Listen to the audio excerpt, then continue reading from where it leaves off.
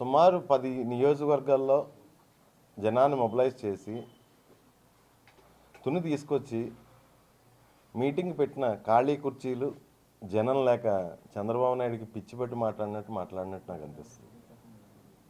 నిజంగా ఈరోజు చంద్రబాబు నాయుడు పిచ్చి పెట్టి మాట్లాడినట్టే అనిపిస్తుంది నాకు. ఎందుకంటే గతంలో మా సామాజిక వర్గాన్ని మోసం చేసింది నువ్వు కాదా చంద్రబాబు?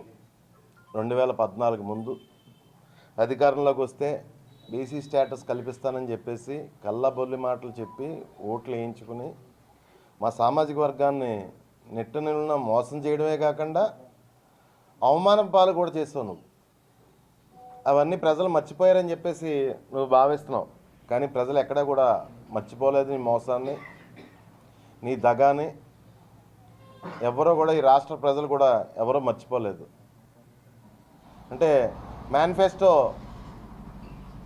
వెబ్సైట్లోంచి బయటికి తీసేస్తే ప్రజలందరూ నీ హామీలు మర్చిపోతారు, నా హామీలు మర్చిపోతారు అని చెప్పేసి నువ్వు భావిస్తున్నావు. కరెక్ట్ కాదు. ప్రజలకు అంత మతిమరుపు ఏమీ లేదు. ప్రజలు ప్రతి విషయాన్ని కూడా గుర్తుపెట్టుకుంటారని చెప్పి తెలియజేసుకుంటున్నాను.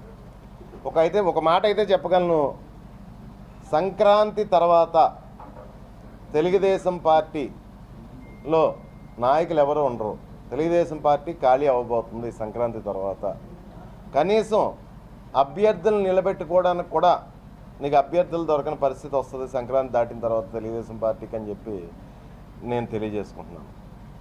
అదేవిధంగా ఇందాక నువ్వు మాట్లాడుతూ ఏదో 2000 సంవత్సరంలోనే పరిపాలన చేసినట్టు నువ్వు, ఆ తర్వాత నువ్వేదో పరిపాలన చేయనట్టు, 2014 నుంచి 19 వరకు ఈ రాష్ట్రంలో నీ దోపిడీ పరిపాలనే సాగింది. 2014 నుంచి 19 అన్న మాట ఎత్తగానే ప్రజలకు నీ దోపిడీ పరిపాలన గుర్తొస్తుందని చెప్పేసి నువ్వు ఆ పదం ఎత్తట్లేదు. 2014 నుంచి 19 వరకు నేనే పరిపాలించానని ధైర్యంగా నువ్వు చెప్పలేకపోతున్నావు. నీ దగాకోరు పరిపాలన, నీ దోపిడీ పరిపాలన 2014 నుంచి 19 వరకు ఈ రాష్ట్ర ప్రజల సంపద కొన్ని లక్షల కోట్లు దోచుకున్నారు నువ్వు నీ కొడుకు కలిపి. ఒకవేళ పొరపాటున 2014-19 చెప్తే ఈ రాష్ట్ర ప్రజలందరికీ నీ పరిపాలన గుర్తొస్తుందని అది గుర్తు చేయట్లేదు నువ్వు. ఇంకో మాట చెప్పదలుచుకున్నాను నేను. ఈ రాష్ట్రంలో టాయిలెట్స్ నేనే కట్టాను, ఈ రాష్ట్ర ప్రజలకి బాత్రూమ్స్ టాయిలెట్స్ నేనే తెచ్చాను అని చెప్పేసి మాట్లాడుతున్నాను. 2014 నుంచి 19 వరకు స్వచ్ఛ భారత్ స్కీమ్లో సెంట్రల్ గవర్నమెంట్ టాయిలెట్స్ ఇస్తే ఆ టాయిలెట్స్లో మీ ఎనుమలు అంటే రాయలసీమలో పశువు ఎనుమల అంటేని మీ పశువులు 2014 నుంచి 19 వరకు స్వచ్ఛ భారత్ స్కీమ్లో పేద ప్రజలకు ఇచ్చిన మరుగుదొడ్లను కూడా దారుణంగా 20 కోట్ల రూపాయలు దారి మళ్ళించి దోచుకు తినేసాయి నీ 2 పశువులు, నీ వెనకాల ఉన్న 2 పశువులని. అంత అవినీతి చేశారు తుని నియోజకవర్గంలో. అదేవిధంగా నా గురించి మాట్లాడుతున్నావు, నా భూముల గురించి నువ్వు మాట్లాడుతున్నావు. 1975లోనే నా భూమి 10 ఎకరాల్లో మా గ్రామంలో పేద ప్రజలకి పంచిపెట్టడం జరిగింది. 1975లోనే.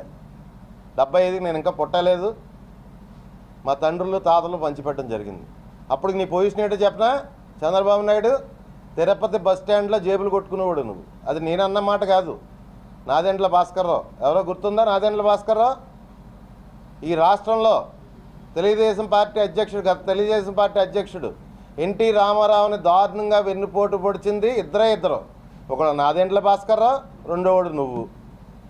మొదటోడు ప్రభుత్వాన్ని మాత్రమే లాక్కున్నాడు, నువ్వైతే ప్రభుత్వాన్ని పార్టీని కూడా వెన్నుపోటు పొడిచి లాక్కున్నావు నువ్వు ఎన్టీ రామారావు దగ్గర.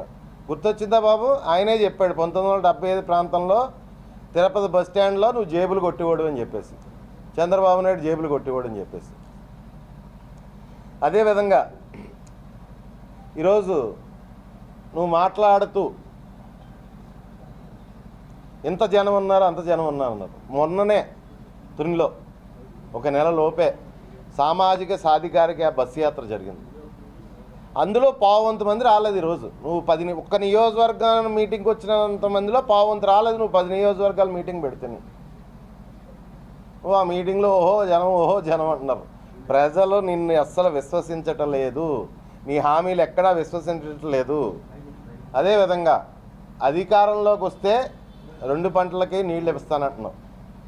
నువ్వు 14 సంవత్సరాలు ముఖ్యమంత్రిగా చేసిన తర్వాత తుని నియోజకవర్గంలో 2 పంటలకి 1 సంవత్సరం కూడా నీరు ఇవ్వలేదు నువ్వు. ఈ గత 4.5 సంవత్సరాల నుంచి తుని నియోజకవర్గ ప్రజలకు 2 పంటలకి నీళ్ళు ఇస్తున్నావు. వైఎస్ఆర్ కాంగ్రెస్ పార్టీ గవర్నమెంట్ వచ్చిన తర్వాత నీ టైంలో ఈ రాష్ట్రం కరువు కాటకాలతో ఉండేది. మేము వచ్చిన తర్వాత సస్యశ్యామలంగా ఉంది ఈ రాష్ట్రం. ఈ రాష్ట్రమే కాదు, ఈ జిల్లా కూడా పూర్తిగా సస్యశ్యామలంగా ఉంది. ఈ జిల్లా కూడా దయచేసి అది ఒకసారి గుర్తుపెట్టుకుంటే బాగుంటుంది. అదేవిధంగా ఈ రాష్ట్రంలో వైఎస్ జగన్మోహన్ రెడ్డి గారు వచ్చిన తర్వాత సంక్షేమం అభివృద్ధి ఈ రాష్ట్రం విడిపోయిన తర్వాత నువ్వు 2014 నుంచి 19 వరకు నువ్వు చేసిన పరిపాలనలో సంక్షేమం అభివృద్ధి ఒకసారి బేరీజ్ వేసుకో. బేరీజ్ వేసుకుంటే ప్రజలే నీకు చెప్పుతో బుద్ధి చెప్తారు. ప్రజలను మభ్యపెట్టడానికి, మాయ మాటలు చెప్పడానికి ఒక షో క్రియేట్ చేసుకుని, ఒక షో ఏర్పాటు చేసుకున్నావు. 10 నియోజకవర్గాలకు ఒక దగ్గర ఒక మీటింగ్ కింద.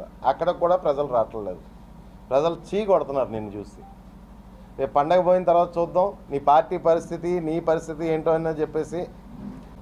మొత్తం తెలుగుదేశం పార్టీ అంతా సంక్రాంతి తర్వాత ఖాళీ అవ్వబోతుంది. కనీసం వాళ్ళకి నిలబడడానికి అభ్యర్థులు కూడా దొరకని పరిస్థితి వస్తుంది తెలుగుదేశం పార్టీకి. మా పార్టీలోంచి అభ్యర్థులను మార్చితే జగన్మోహన్ రెడ్డి గారికి వాళ్ళు ఎలా అకామిడేట్ చేయాలో జగన్మోహన్ రెడ్డి గారికి తెలుసు. రాజ్యసభలు ఉన్నాయి, ఎమ్మెల్సీలు ఉన్నాయి, రకరకాల రకరకాలుగా భవిష్యత్తు వాళ్ళ బాధ్యత జగన్మోహన్ రెడ్డి గారు తీసుకుంటారు. నీ వెన్నుపోటు గురించి ఇందాకే నాని చెప్తున్నాడు, చేసిన నాని చెప్తున్నాడు నీ వెన్నుపోటు గురించి, నీ తాలూకు పద్ధతుల గురించి. ఒకసారి అవి చూసుకుంటే తెలుస్తుంది నీకు, నీ ఎల్లో మీడియాకు. థ్యాంక్ యూ అండి. అది గవర్నమెంట్ చెక్ పోస్ట్. అది గవర్నమెంట్ చెక్ పోస్ట్ దగ్గర కంపల్సరీ ప్రతి ఎవ్రీ లారీని చెక్ చేస్తారు.